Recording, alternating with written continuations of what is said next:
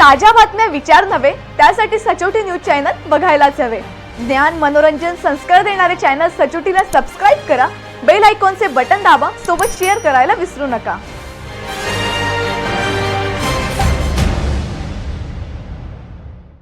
पारंपरिक शेती सोडून आता शेतकरी वृक्ष शेती करण्याच्या पाठीमागे लागले आहेत।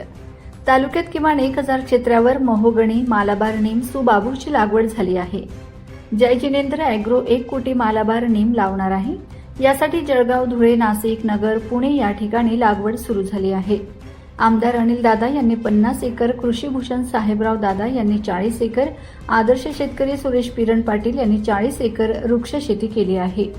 संपूर्ण जळगाव जिल्ह्यात झपाट्याने वृक्ष शेतीची लागवड होत आहे।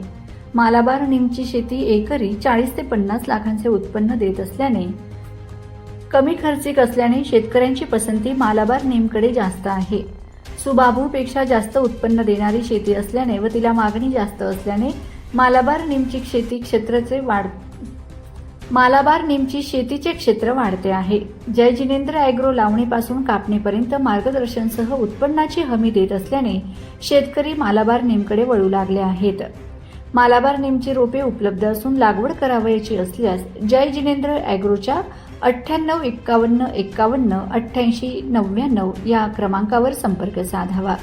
जय जिनेंद्र ॲग्रोचे मुख्य कार्यालय पुणे येथे असून विभागीय कार्यालय अंमळनेरला आहे।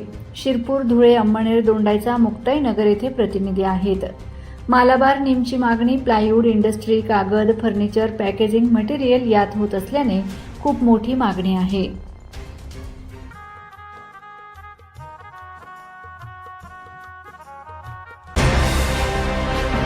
ताज्या बातम्या विचार नव्हे त्यासाठी सचोटी न्यूज चॅनल बघायलाच हवे। ज्ञान मनोरंजन संस्कार देणारे चॅनल सचोटीला सबस्क्राइब करा, बेल आयकॉनचे बटन दाबा, सोबत शेअर करायला विसरू नका।